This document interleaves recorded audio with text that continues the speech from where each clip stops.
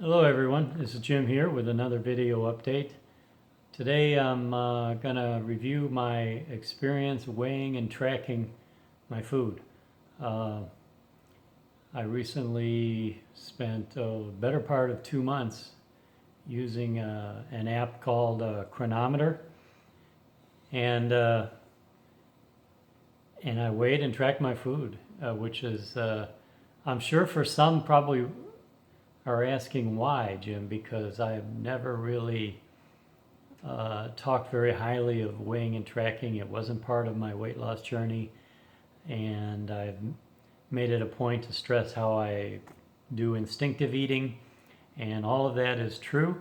But curiosity got the better of me. I wanted to kind of experience it since I had pretty much, I had already established eating patterns, and I was just out of curiosity. I wanted to know what my instinctive eating, what was it? I wanted to document it. What was my caloric intake? What's my macro breakdown? What's my fat to protein ratio? Things like that. So out of curiosity, I did it, and I did it for, I got 45 days of data that I'm going to share with you in a bit and summarize. And some of it's interesting. And I did learn from the experience, which you'll see.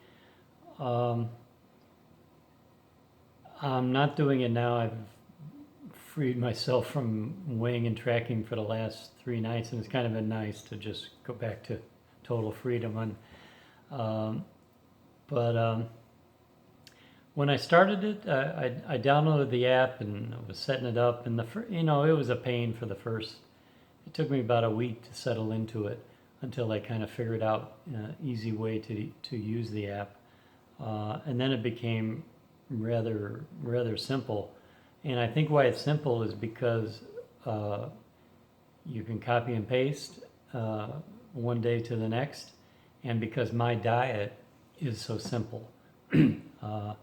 I don't do, a lot of my diet is just consistent and just different meats in different quantities. So I figured out how to streamline the process and make it pretty easy to use. So theoretically, I could maintain and continue to do it, but I'll probably use it only going forward if I'm doing specific tests or experiments, but on a day-to-day basis, I'm not going to need to use it.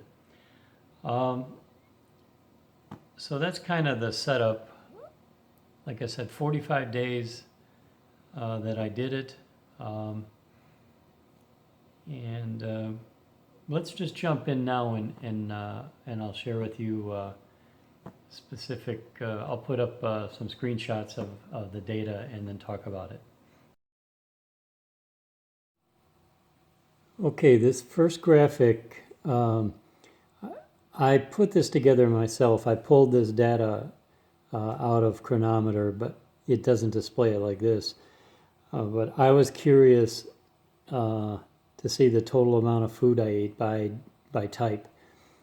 And so I've got a summary here. This is everything except everything I consume except mineral water and coffee. So I've got all the meats that I ate over the 45-day period. I've got the pork rinds and butter, which are the two kind of staples, non-meat staples that I have quite often. And then down at the bottom, I've got dark chocolate and heavy cream. And this is the total. So you can see the total meat under the total meat column is 57 pounds of meat that I consumed over the 45 days. And that breaks down to 1.3 pounds per day. Now, this is cooked weight. For the first few days, I was measuring pre-cooked weight because I'd always estimated my consumption based on, before cooking. Normally I'd pull out like 2 pounds of meat and then eat it, and then cook it and then eat it. But I started after a couple of days, I started weighing after cooking. So basically, it's 1.3 pounds total after cooking, which that surprised me. It's a little light in terms of what I thought it might be. But if you look at the types of the 57 pounds, the majority of it is beef and pork. 35 pounds of beef and almost 16 pounds of pork. Chicken, lamb, and fish, you can see those are just 2 or 3 pounds of each. I have those just for variety. I'd like to maybe up that a bit going forward, but basically I stick with beef and pork. I got a total there. I ate 27 eggs. I'm not a big egg eater. I just have them here and there every 3 days or so. I have an egg or two. But yeah, that's the total. Now in the dark chocolate, you can see I had over the 45 days 2.2 pounds of dark chocolate, and heavy cream, about 1.5 quarts is what went in my coffee over the period. So that's the total, and not much to learn there other than kind of what I already knew. The beef and pork, that's where most of my diet is going. So first of all, what is a tracking app? What is Chronometer? It's a food diary that does some calculations for you. So each day you enter the foods that you've eaten and the quantity, and it calculates everything else for you. In the beginning, I was each day entering the food each day over and over. Then I realized there's a copy and paste. You can copy the previous day. So I started doing that and then just adjusting the weight or the foods that I had. And I didn't need to delete any. What I would do is I just copy everything. And let's say, if you look on this one, okay, this is a day where I ate hamburger, 93 grams. Of ground beef. Now, if the following day I copied this over to the following day and I didn't have hamburger, I would just jump into that field right there where it says 93 and zero it out, and then go down to whatever I ate. If I go down further and let's say Italian sausage, let's say if I had 100 grams Italian sausage, I'd populate that field with the 100 grams. So once I got all my various types of cuts of meat in there, then it just became a matter of a couple of edits each day, a copy and paste and some edits, and it was really pretty straightforward to manage it. Here's a sample of the output for each day. It shows you, if you look at the circles there, how many calories you consumed. On this day it was 2446. It says I burned 3,096. Now that's probably a day that I did a pretty good exercise. So theoretically I was in a 650 calorie deficit.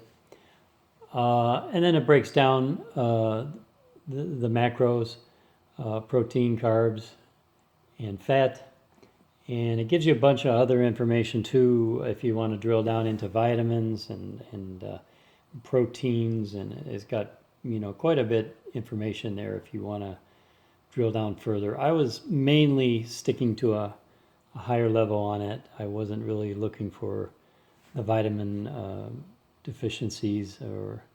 So here's a summary from a macro perspective from the Chronometer. This is for the 45 days. Just reading across, you can see my average was 2,414 calories per day. It says I had a 382 calorie deficit per day, and that's based on, that they include exercise in there. And I was pretty accurate about the calories burned during exercise and my activity levels and so forth. But it shows you, for the calorie theory, 45 days, if I would be 400 calories per day, I should have lost like 4 or 5 pounds, which I didn't. I'm pretty much the same weight as when I started, so just take that with a grain of salt. I mean, okay, the macro breakdown, again, it was a total calories 2414, protein 172.8 grams, carbs I averaged 18 grams, and fat was 181.5 grams. So pretty well balanced in terms of grams between protein and fat.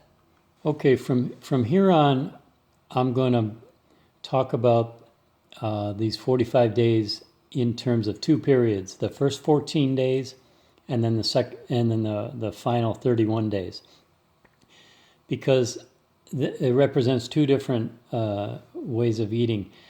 For the first 14 days, I was eating pork rinds and butter. I'm going to say ad libitum. That wasn't really the plan going in, and that wasn't really my daily way I was eating. But when I started seeing I think I was under the impression that maybe I needed to start getting more fat. And when I saw the calorie number was kind of low, I thought, aha, I should be eating more. So I started going to town on the butter, and I typically would eat the butter with the pork rinds.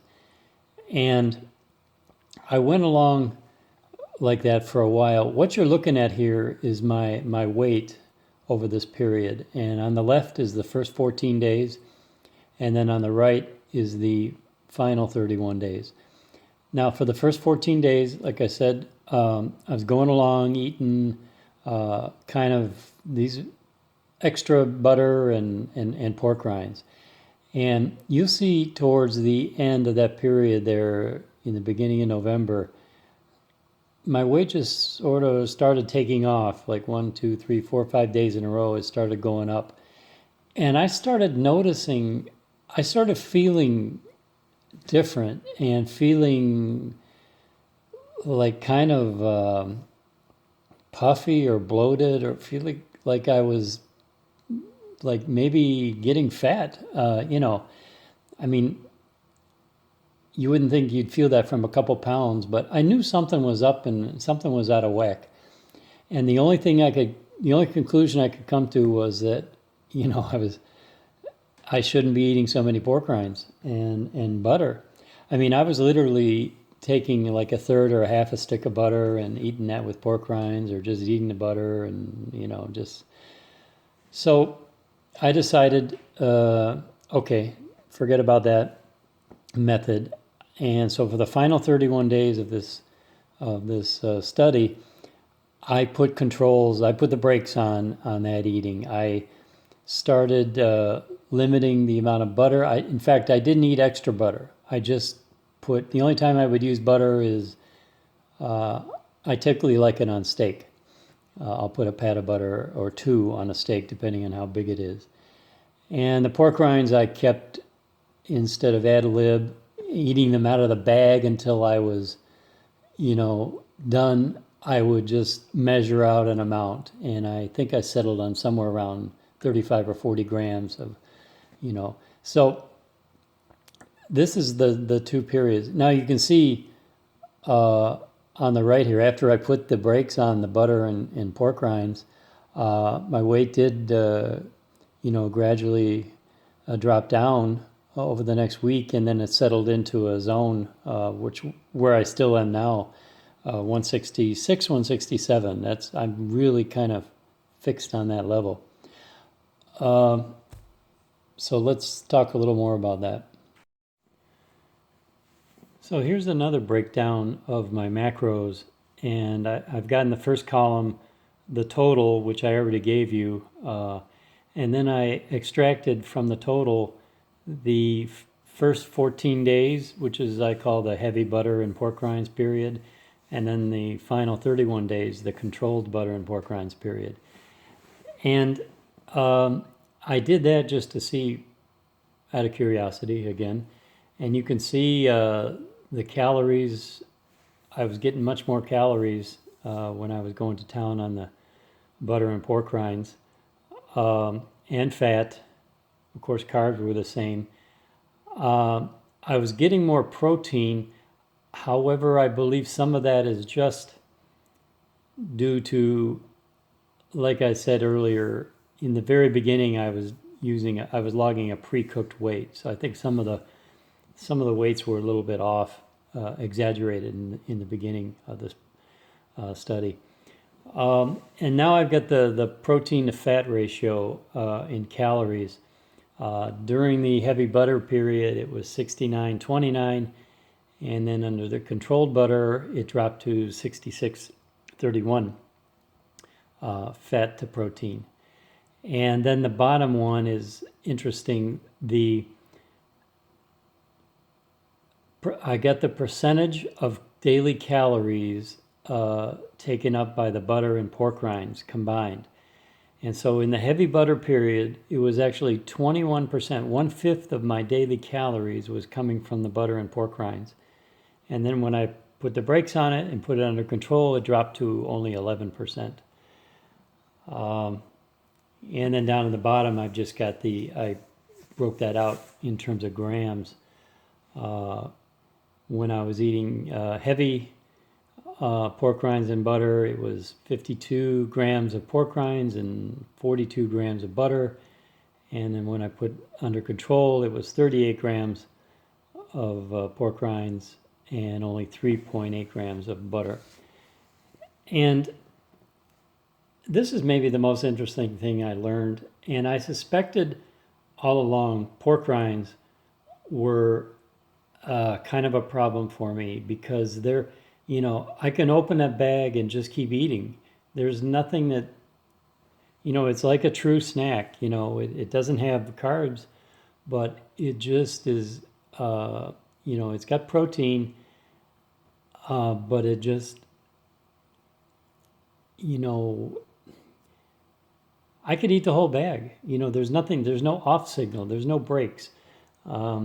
And especially when I combine it with, I typically would like to eat them along with the butter. I'd put butter on them, I'd dip them in butter, I'd eat them with the butter, and they go hand in hand together. And when I did that, it was too much. It wasn't optimal for me. I didn't feel optimal. I felt like my weight was going up, and it wasn't the direction I wanted to head in. Now, the controlled butter period, I still enjoy the pork rinds, but it works better for me to not have the butter as a condiment and to just use it to satisfy my craving to have a little salty snack, a crunchy snack. So I'm continuing to do that now. I like that. I like the way it is now under the controlled period. And I guess I'm happy with that protein to fat ratio. I guess a lot of people strive or mention a 75-25% ratio for the protein to fat. I'm heavier on the protein, 66-31, but I'm fine with that. I feel I prefer just to get most of my fats from the meat. I eat fattier cuts of meat, and I don't add fat, and I'm going to continue doing that because it just feels right. So that's my weighing and tracking experience. I did learn something, and I got what I wanted out of it. What I learned is that on my prior instinctive eating, I'm sure I had much wilder swings in terms of highs and lows on daily caloric intake. Even on this chronometer experiment, there was one day or a couple days when I was just eating what I thought was a normal amount, and my calories went up to over 3,500 and could have easily went higher. So I know when I was doing my instinctive eating, I probably had higher highs and lower lows in terms of calories. But once you're doing that and you kind of log in what you're doing as I'm eating. I kind of put in what I was having. I could kind of use the calories as a guide. Let's say I know I need to be, let's say, a minimum 2,300 calories. So if I target the calories, it kind of keeps things in a narrower range. And so if I really wanted to dial in, my maintenance, it would be a tool I could use, but I don't really feel the need to do that. I think I have an improved instinct now after going through this experiment. I kind of know, what to look for. And it's kind of, let's say, I'm sure I sharpened my intuitive eating skills after this little experiment. So it was worthwhile. I also definitely learned, like I said, about the butter and pork rinds. You really have to watch the snacky part of your diet. I do anyway. In particular, anything that doesn't send a clear satiety signal, which in my diet is anything other than meat. Just be careful with that because it can get out of hand. The pork rinds are great. They are great as a snack for me. I like it, as I said, but they don't deliver a lot in terms of nutrition. It's better kept to a snack. So that's what I'm going to do. Yeah, that's about it. I mean, the only other thing is I did notice that definitely on days where I exercise, I am hungrier and I want to eat more. I need to eat more. On days, I mean, I only abstain from exercise 2 days a week, but on those days, I'm not as hungry and I can get away with it takes less to fill me up by maybe a couple hundred calories. So it kind of proves, again, what I already knew and I've known for a long time. Exercise makes you hungry. And it's why I don't recommend somebody in the beginning who's heavy and trying to lose weight and still trying to dial in, all of your diet and, adjust to a new lifestyle. I don't recommend doing it and doing a lot of exercise because that's kind of, it's going to make you hungry, and it's maybe not the thing you need to do in the beginning. So I'll stick to that. Do exercise later after you've mastered everything, after you're confident, and do it for improving your health and fitness and maybe body recomposition, but it's secondary.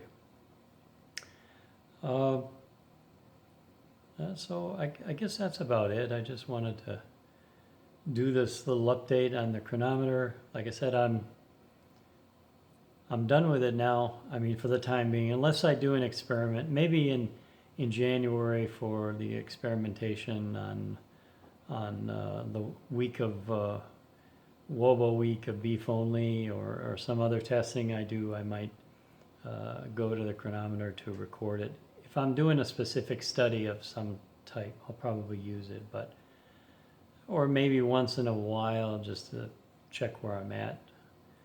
If I change my exercise or I change my types of food, I might refer to it, but as a daily thing, no, I'm kind of, I prefer to have the freedom to just go my own way. But yeah, so I'll keep it to just one subject today with the chronometer. I don't know how long this video is. Hopefully it's not too long, but yeah, let me know if you got any questions on that. I kind of breezed through maybe too fast on some areas, so let me know if you got any questions. But for now, I'm going to sign off and leave it at that.